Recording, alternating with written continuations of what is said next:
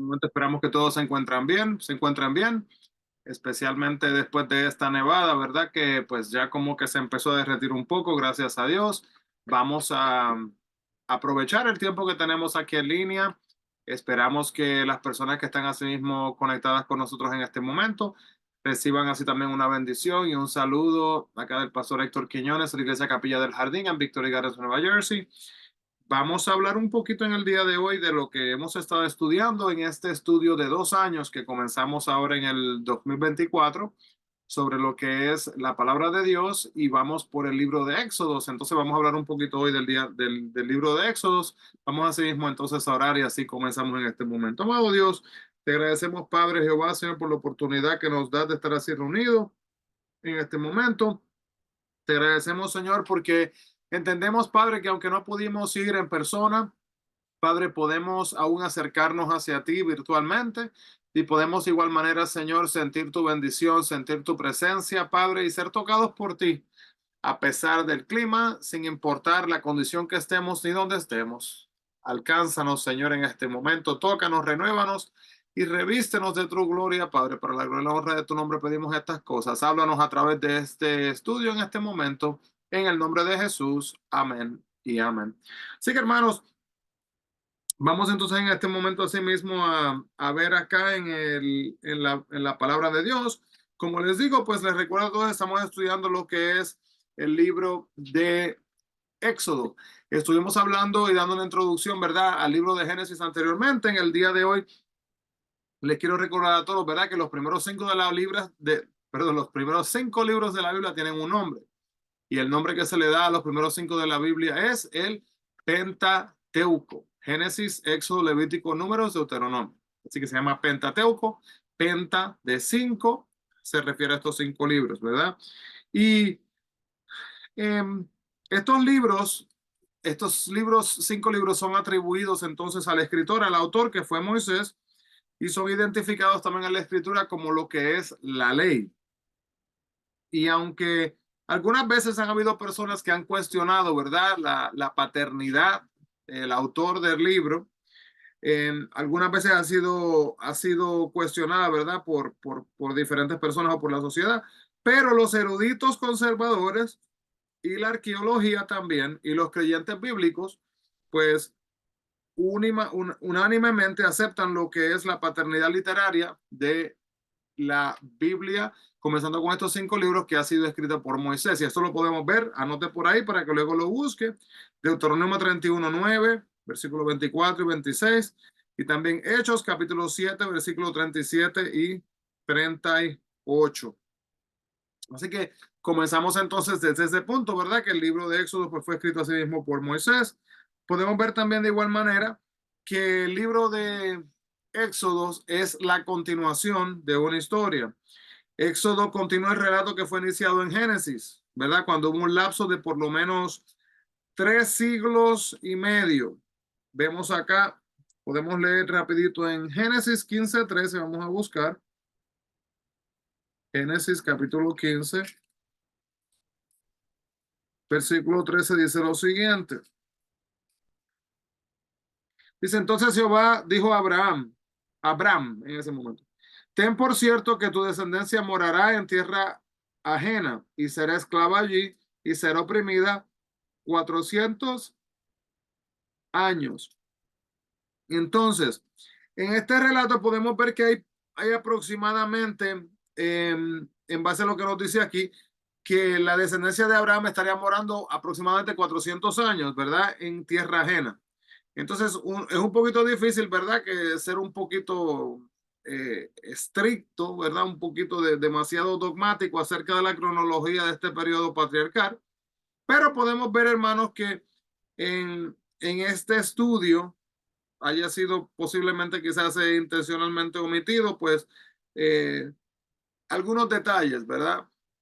Podría decir algunas personas, pero entendemos, hermanos, que la palabra de Dios tiene todo lo que Dios quiere que nosotros sepamos, ¿verdad? Entonces, si buscamos a sí mismo, la palabra con que se abre Éxodo es una conjunción, ¿verdad? La cual es mejor traducida como la palabra y, ¿verdad? Como una continuación. o podríamos decir ahora, y así prácticamente continúa el libro. Entonces, a Éxodo se le ha llamado la secuela de Génesis, es como la parte 2, ¿verdad? Lo que le sigue. Hay un teólogo llamado el doctor G. Campbell Morgan. Él escribió que en el libro de Éxodo nada se inicia y nada se concluye. Nada tiene principio, nada tiene fin. Ya que es algo que continúa durante estos 5 libros y vemos que en el libro de Génesis, ¿verdad? Que nos habíamos enfocado en esta parte, ahí de ahí es donde sale el principio, de ahí aparece la creación, ¿verdad? Entonces, de igual manera podemos ver acá también que Éxodo significa la salida, significa la salida, y podemos ver aquí que la redención es por medio de lo que es la sangre y el poder. Y el mensaje más que nada está expresado, hermanos, en Hebreos 11, 23 al 29. Vamos a leerlo. Si tiene una Biblia por ahí, me acompaña. Hebreos 11, 23 al 29. Mira lo que dice. Dice, por la fe, Moisés cuando nació fue escondido por sus padres por 3 meses, porque le vieron niño hermoso y no temieron el decreto del rey. Por la fe, Moisés, hecho ya grande,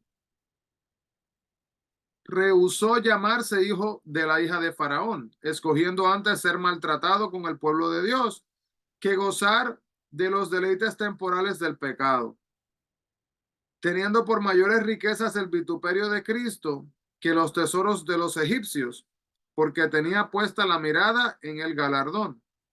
Por la fe dejó a Egipto, no temiendo la ira del rey, porque se sostuvo como al invisible, como viendo al invisible. Por la fe celebró la Pascua y la aspersión de la sangre, para que el que destruía a los primogénitos no los tocase a ellos. Y por la fe pasaron el mar rojo como por tierra seca, e intentando los egipcios hacer lo malo, fueron ahogados. Así que podemos ver acá que ese mensaje, ese evento que toma lugar, nos muestra verdaderamente, hermanos, lo que es asimismo la redención. Podemos ver que el versículo clave del libro completo de Éxodo se encuentra en Éxodo capítulo 20, versículo 2. Mire lo que dice. Y ese es el capítulo donde podemos ver los 10 mandamientos. Dice, yo soy Jehová tu Dios, que te saqué de la tierra de Egipto, de casa de servidumbre. Entonces, podemos ver aquí, hermanos, que hay 70 descendientes de Jacob, ¿verdad? Entraron en Egipto, como lo dice Génesis 46, 27. Y se estima conservadoramente que estamos hablando, hermanos, cuántas personas salieron aproximadamente de Egipto, ¿verdad? Israelitas, hebreos.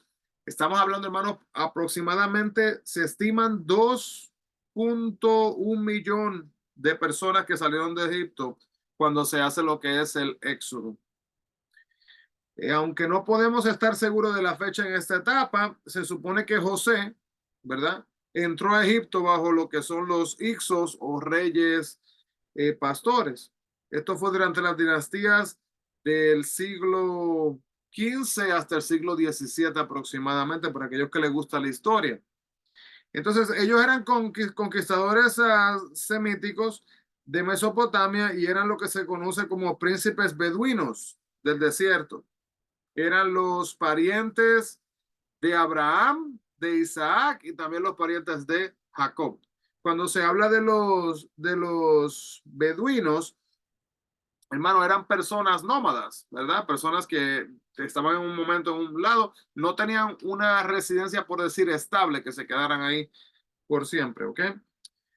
Podemos ver entonces también que ellos eran conquistadores de Mesopotamia, los parientes de Abraham, Isaac y Jacob, y que también los israelitas eran en realidad sus únicos amigos, ya que los egipcios los odiaban con una pasión. Había un líder militar de Egipto llamado Amasis, y él dirigió una rebelión en contra de los Ixos. y los despuso y fue hecho faraón en ese momento. Entonces, en Ramsés el segundo, ¿verdad? De esta línea dinástica, fue el faraón de la opresión, que no conocía a José. Ahora, la vida de Moisés está dividida en tres etapas de 40 años cada una, ¿verdad? Él estuvo vivo 120 años, así que 40, 40, 40.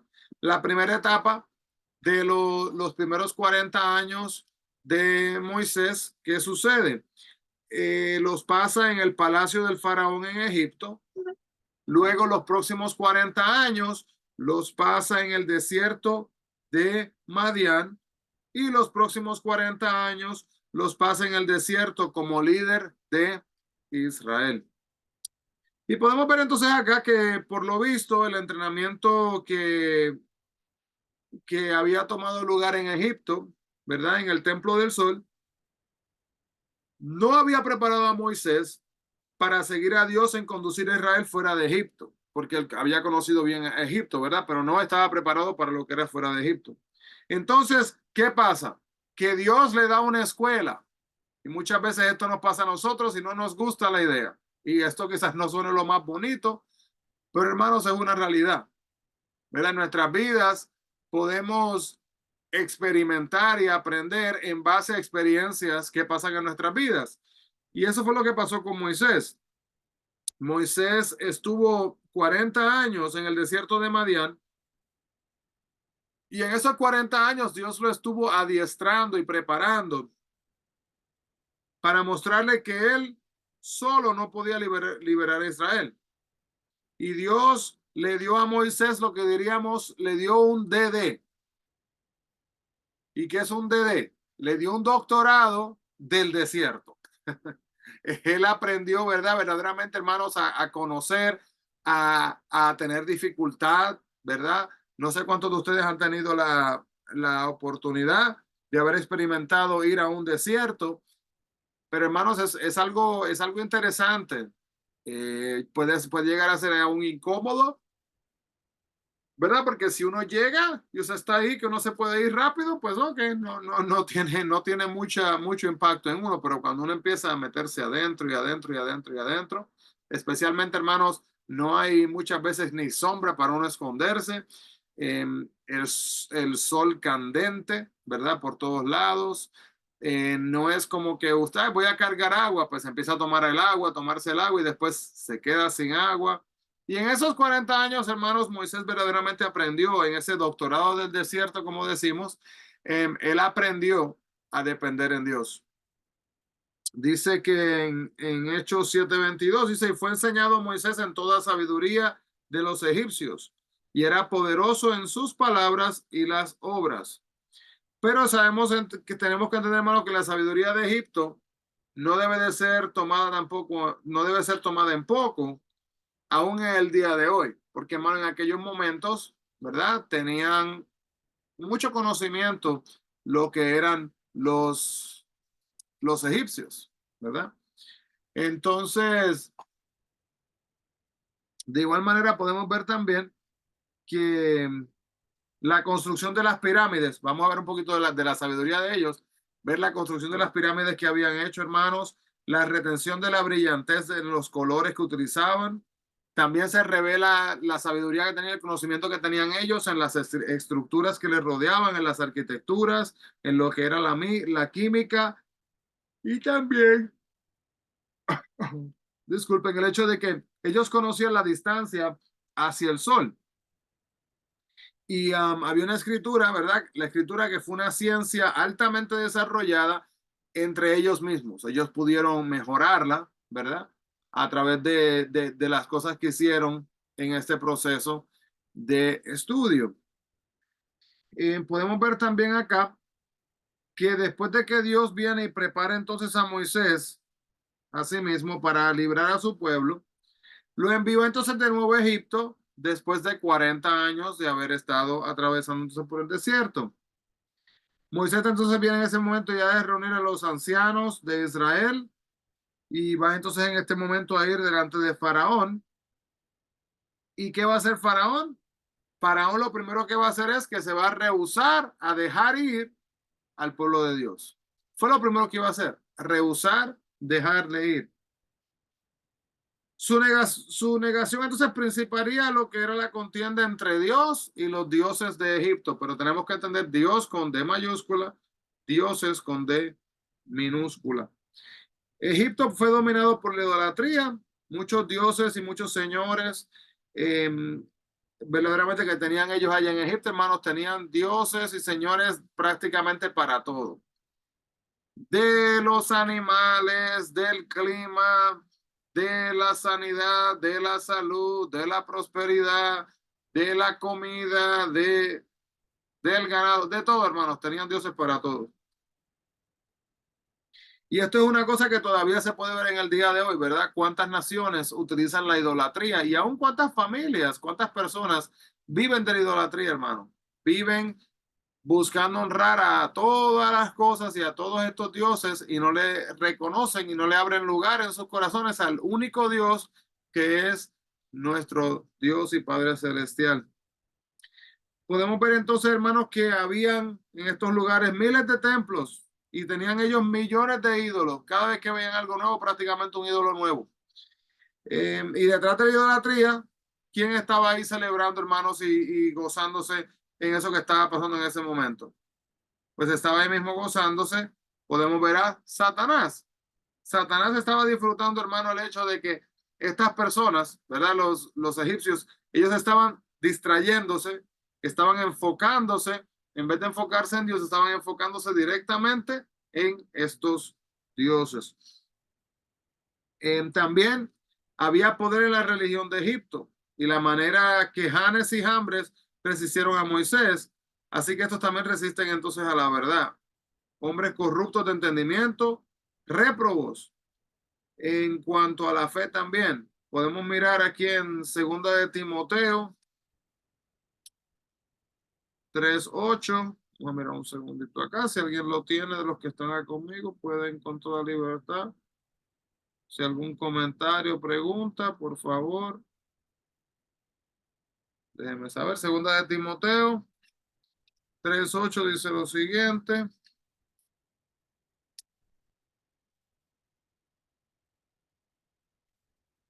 Dice, y de la manera que Janes y Jambres resistieron a Moisés, así también estos resisten a la verdad. Hombres corruptos de entendimiento, réprobos en cuanto a la fe.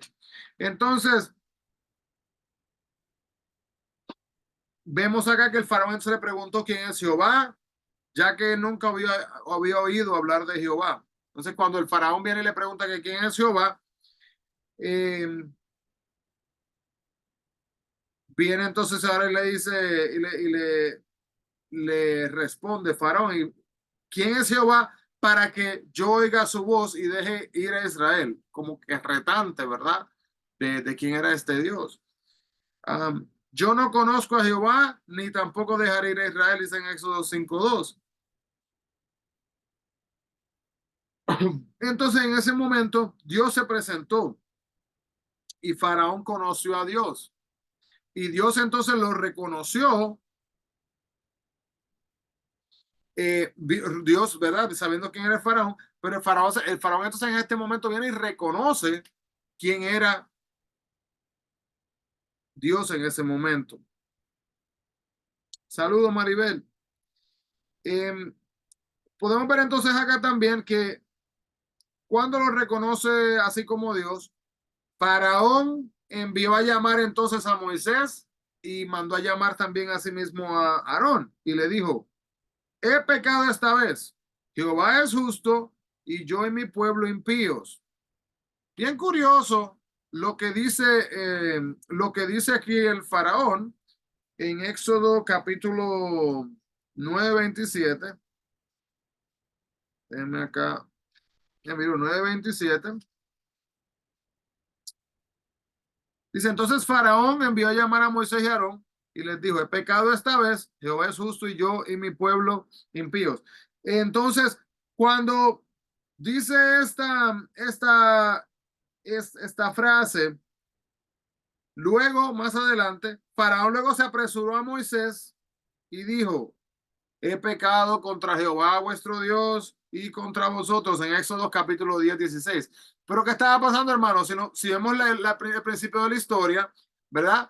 vemos que llega Moisés y está con Aarón, agarra su callado, lo lanza, se convierte así mismo en serpiente. ¿Y qué hacen los otros, los magos y los sátrapas en ese momento? ¿Qué hacen ellos con sus propios báculos? Los lanzan y ¿qué pasó con los palos de ellos? Con los callados de ellos, se convirtieron también en serpientes, ¿verdad?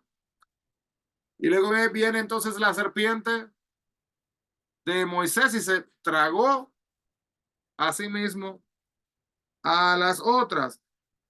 Pero lo que termina pasando es, hermanos, que, y esto es bien importante, y no sé, Maribel, con toda libertad, ¿tiene alguna pregunta, algún comentario de lo que voy a hacer? Hágalo, porque esta parte usted que voy a hablar es un tema que algunas veces es un poquito confuso para algunas personas. Hermanos, el diablo tiene poder y el diablo puede replicar cosas que Dios también hace o Dios también puede hacer. Pero luego hay otras cosas que no. Entonces lo curioso es, ¿verdad? Que ellos pudieron imitar lo que hizo Moisés con el callado, ¿verdad? Y se convirtió lo pudieron imitar.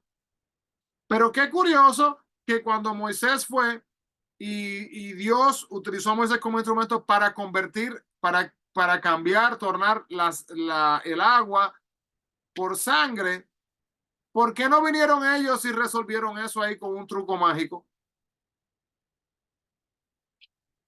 ¿Por qué no lo hicieron? Cuando vino la plaga, algunas de las otras plagas, ¿verdad? Las otras plagas que vinieron. ¿Por qué no vinieron ellos y resolvieron haciendo su magia o haciendo sus trucos o usando su poder demoníaco? ¿Por qué no lo hicieron?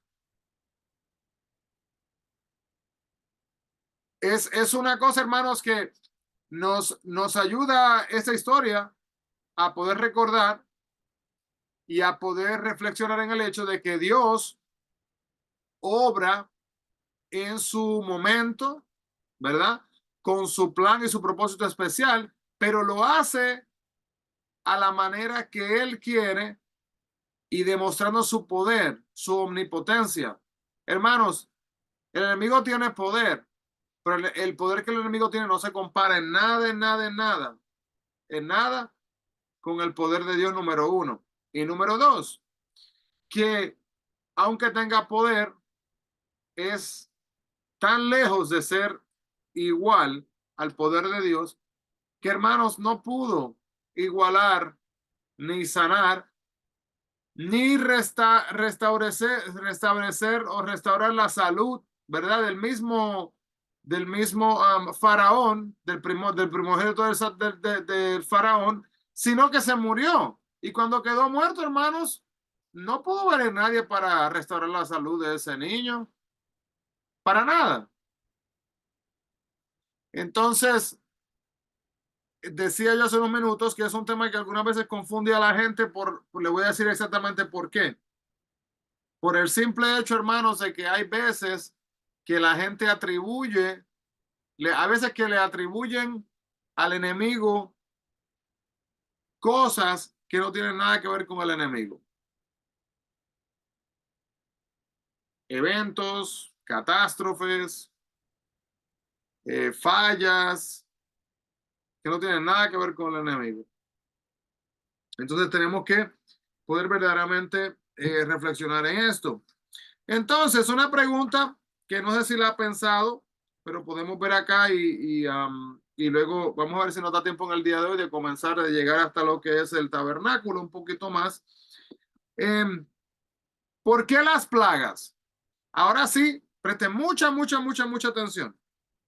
Las plagas, hermanos, fueron la batalla de Dios contra los diferentes dioses de Egipto, dioses con D minúscula. Podemos ver, por ejemplo, ¿verdad? Que cada plaga que fue dirigida en este momento en Egipto fue presentada directamente mostrando como revelando, ¿verdad? Que estos dioses con D minúsculas, de Egipto no tenían poder para nada y que no se asimilaban, ¿verdad? Con la omnipotencia a sí mismo de Dios. Mire lo que dice aquí el versículo, capítulo 12, dice, pues yo pasaré aquella noche por la tierra de Egipto y heriré a todo primogénito en la tierra de Egipto, así de hombres como de bestias, y ejecutaré mis juicios en todos los dioses de Egipto, yo Jehová. Escuche la palabra aquí, en todos los dioses de Egipto. Mire, hermano, prepárese si usted no sabía esto, porque esto es algo muy interesante que nos ayuda a ver las 10 plagas de una manera diferente. La plaga número 1 es cuando el Nilo se convirtió en sangre. Y el Nilo, hermanos, era el líquido vital de Egipto. Representaba prácticamente vida para ellos. Y fue también un lugar en Egipto que fue consagrado, si no sabía esto, al dios con D minúscula, Osiris.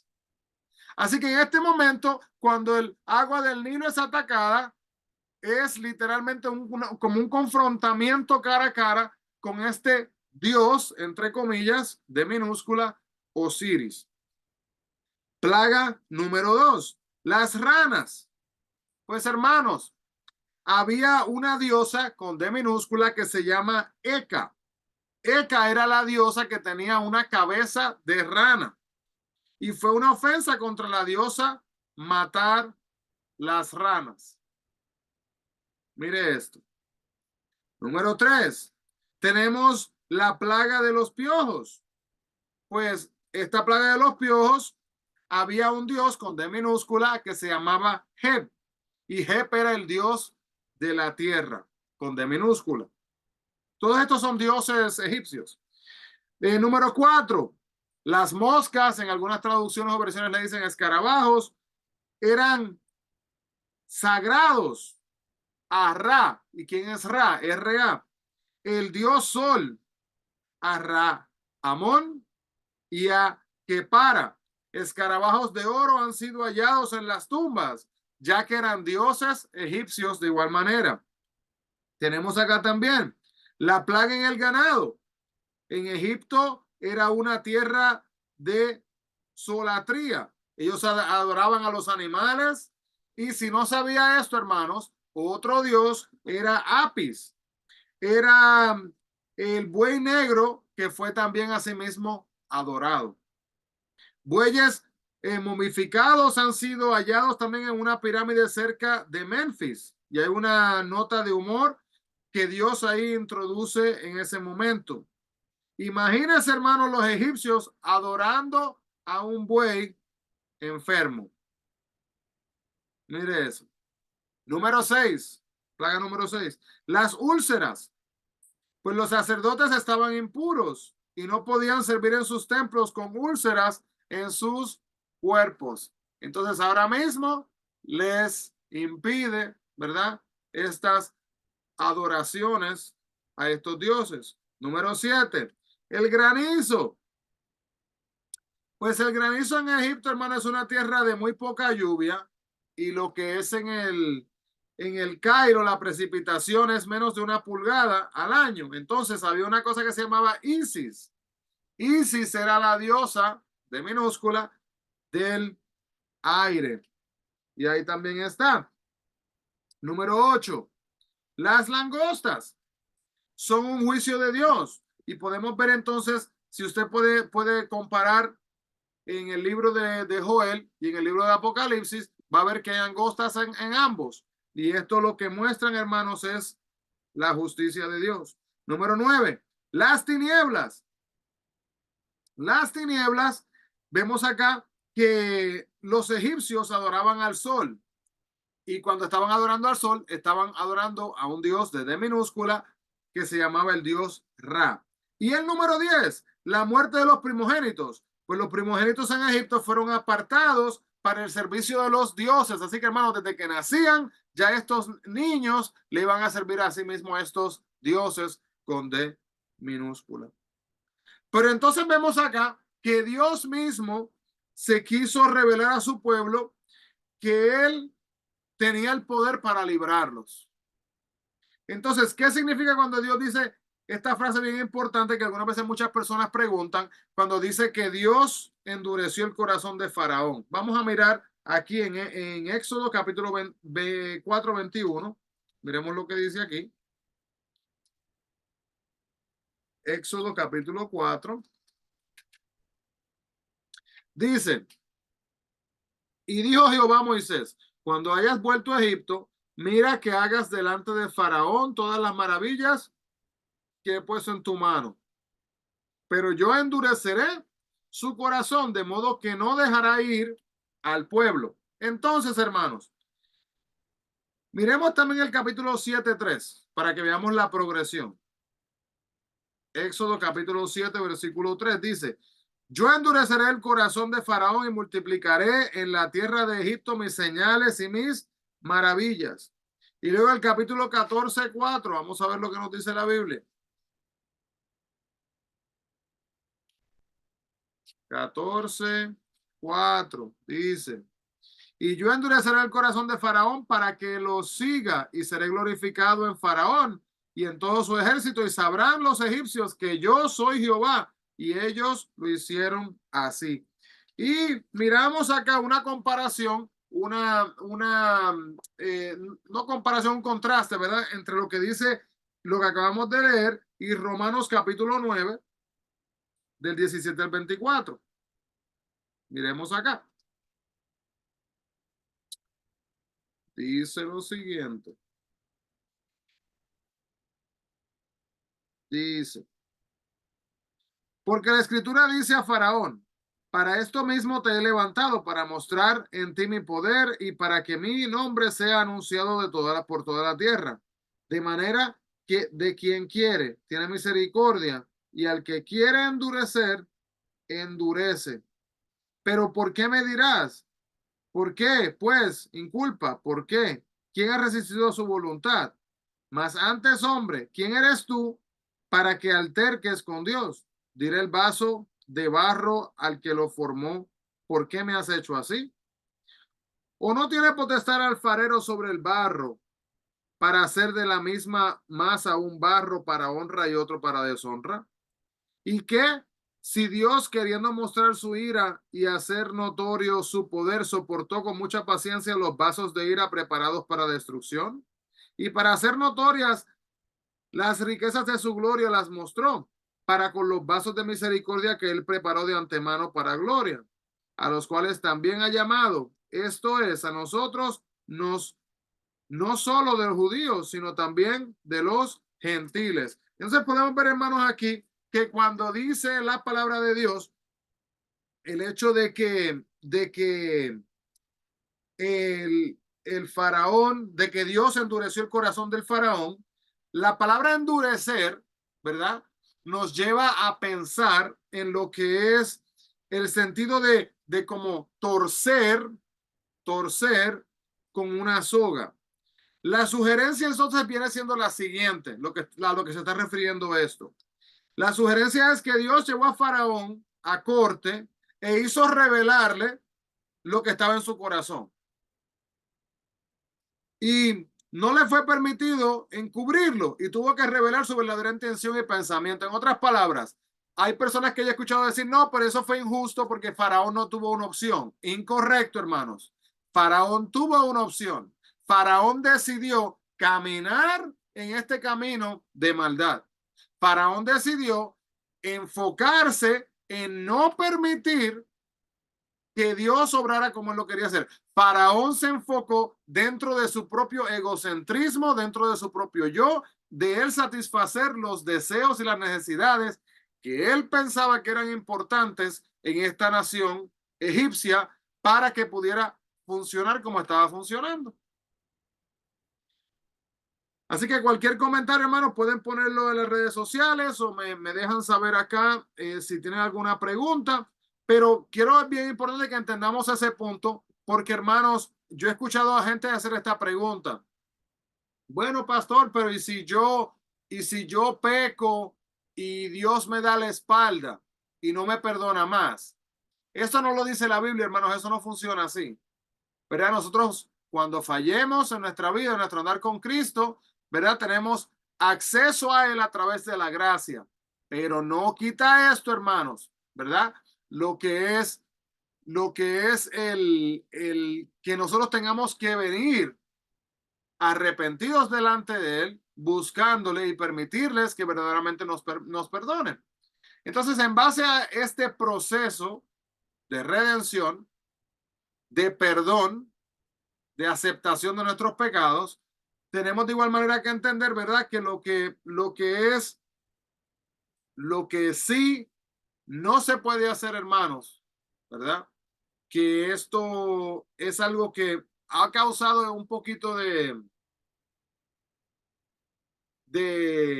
malentendido, yo diría, en el camino de Cristo, es jugar con Dios. Es esa idea de que yo estoy con Dios hoy y luego me salgo mañana, de que Él es mi Dios, pero mañana no lo es. Y estoy así como, no voy a ni usar la palabra que estoy tibio, no estar tibio, es como que literalmente Dios es mi llamada 911. Él solamente está ahí cuando tengo un problema y para eso solamente lo busco. Y verdaderamente, hermanos, no estoy activamente tratando de caminar con Él. Hermano, hermana que me escucha, si usted no está activamente buscando caminar con Dios, yo le urjo, ¿verdad? Le aliento a que sea partícipe de este proceso de caminar a sí mismo con Dios, hermanos, y de buscarle en el espíritu y en verdad como Él a sí mismo lo merece.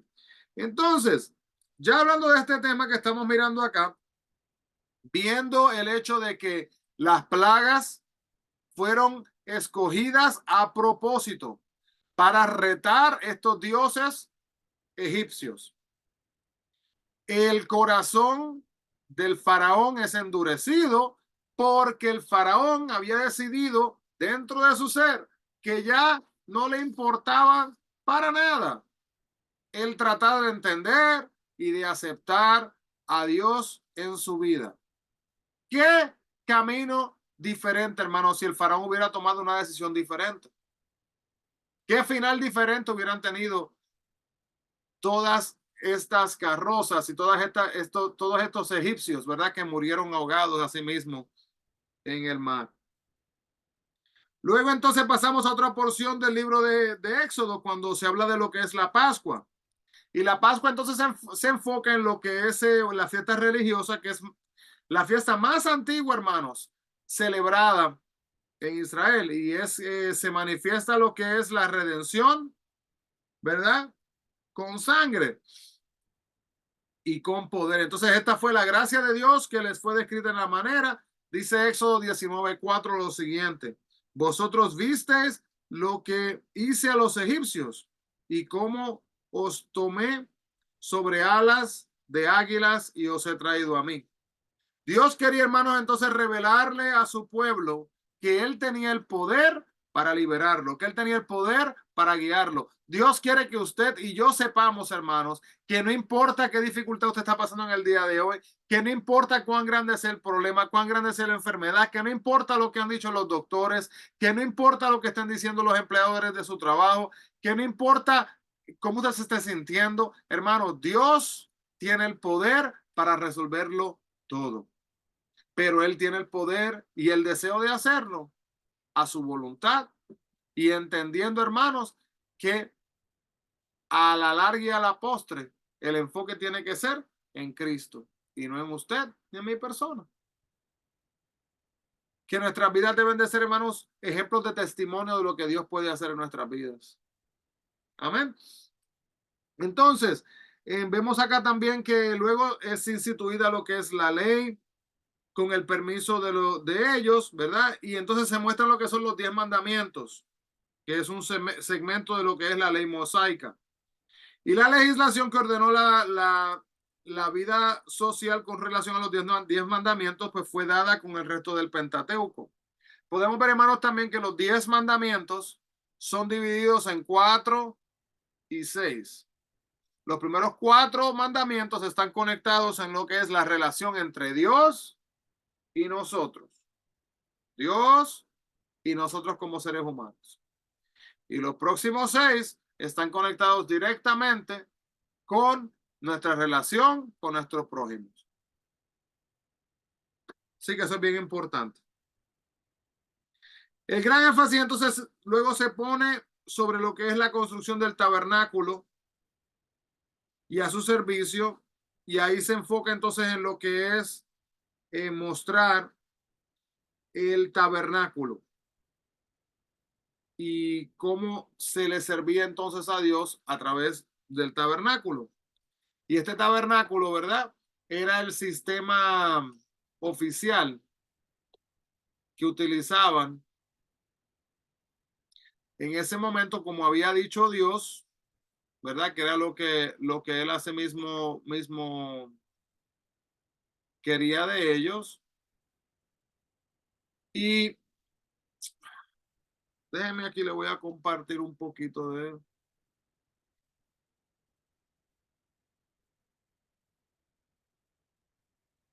del tabernáculo.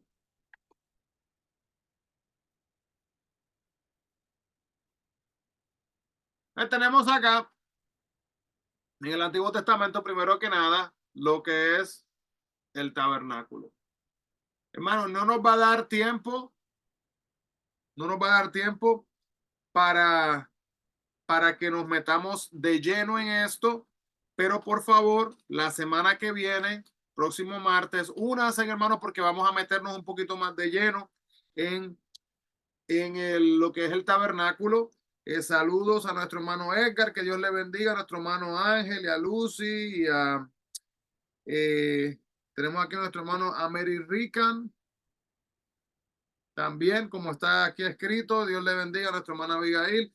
Hermanos, es sumamente importante entender lo que es el tabernáculo. Yo recuerdo cuando estaba estudiando en el Instituto Bíblico, el tabernáculo literalmente fue un curso completo, hermanos.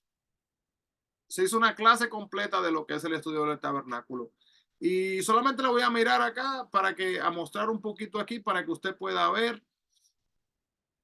Y esto quizás nos ayude un poquito más a entender lo complejo de todo lo que está acá.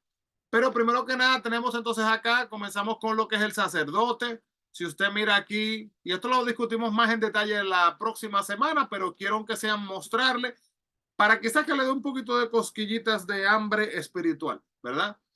¿Qué significado tienen todos esos colores y eso que tienen ahí, esas cositas que tiene ahí, que todas tienen nombre, pero lo discutimos todos luego? Entonces tenemos acá también lo que es el altar de bronce. Para qué entonces se utiliza esto? ¿Verdad? Tenemos acá lo que es también la racia de bronce, ¿verdad? Y como porque está llena de agua. Tenemos aquí el altar de incienso. Tenemos la mesa de los panes. ¿Qué es esto? ¿Qué es este candelario? Que muchas veces hemos visto esta imagen, ¿verdad? En diferentes lugares, pero todo tiene su significado. ¿Y qué es esto que está aquí? ¿Verdad? Esa cortina que estaba acá, ¿verdad? Separación. Aquí pues fue a propósito, no fue puesta, ¿verdad? Para que uno pudiera ver adentro. ¿Y qué es esta arca? ¿Verdad? ¿Qué es esa cosa? ¿Qué hay dentro del arca?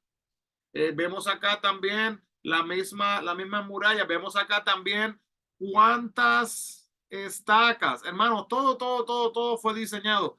¿Cuántas tenían que ser puestas en cada lado? ¿Verdad?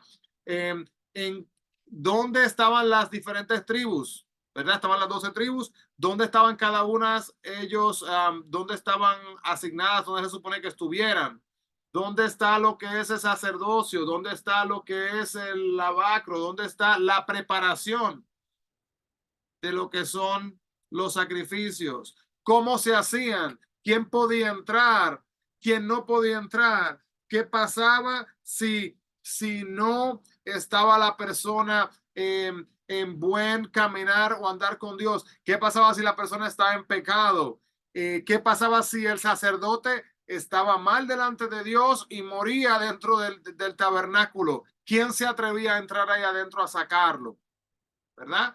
Así que hermanos, la semana que viene, como le digo, vamos a meternos un poquito más de eso, vamos a tener un poquito más de lleno, vamos a hablar de lo que es el propiciatorio, el altar del incienso, la mesa del pan, de proposición, el arca del testimonio, el tabernáculo propio, el candelabro de oro, lo que es el atrio, lo que es la fuente.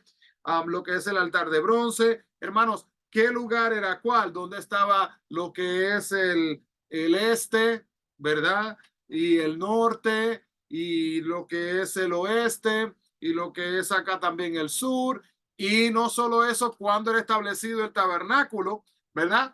¿Para qué lugar tenía que estar el sol? Hermano, todas estas cosas habían sido explicadas y habían sido compartidas en aquellos momentos para que el pueblo de Israel pudiera hacer las cosas tal y como Dios esperaba que ellos asimismo las hicieran. Así que hermanos, vamos en este momento a parar hasta ahí en el día de hoy. Vamos a orar y si tienen alguna pregunta, algún comentario, hermanos, espero que aquí dice uno de los hermanos que está muy bonito que está el estudio y que le falta profundizar el tabernáculo. Una semana, el martes que viene estaremos acá a las 6:40. Lo compartiré también por Facebook para los que quieran unirse. Es un estudio muy bonito, hermanos. Quizás lo podemos hacer en un martes o si no, nos tomamos 2 martes porque es algo que nos ayuda a entender la esencia completa, hermano, de lo que es la Biblia, literalmente lo que es el plan de redención de Dios, el perdón y la aceptación al reino celestial. Amado Dios, gracias, Padre, por esta oportunidad de estar aquí reunidos. Te agradecemos, Señor, por cada hermano, cada hermana que se ha podido unir con nosotros en esta noche. Y te pedimos, Padre, de igual manera que toques cada hermano, cada hermana, que esté con nosotros, los que han entrado de pasada, Señor, y los que vean este estudio luego, que sea de edificación para cada vida, Padre, pero que no se pierda la esencia, mi Cristo, de que la redención vino a través de Jesucristo, mi Dios, y que todo lo que estamos estudiando nos está llevando, Señor, hasta el tema de que tú enviaste a tu Hijo a morir en la cruz por cada uno de nosotros para que tuviéramos acceso a sí mismo al reino celestial. Te amamos, Dios, y te agradecemos con anticipación por lo que estás haciendo y lo que harás en nuestras vidas. En el nombre de Jesús. Amén y amén. Así que Dios les bendiga grandemente, hermanos. No se olviden, hermano, que todos los días estoy poniendo los videos de lo que es explicaciones de los diferentes capítulos en nuestro estudio de leer la Biblia en 2 años. Así que manténgase conectado en esa porción y que Dios les bendiga grandemente. Bendiciones a todos. Le amamos en Cristo. Dios les bendiga.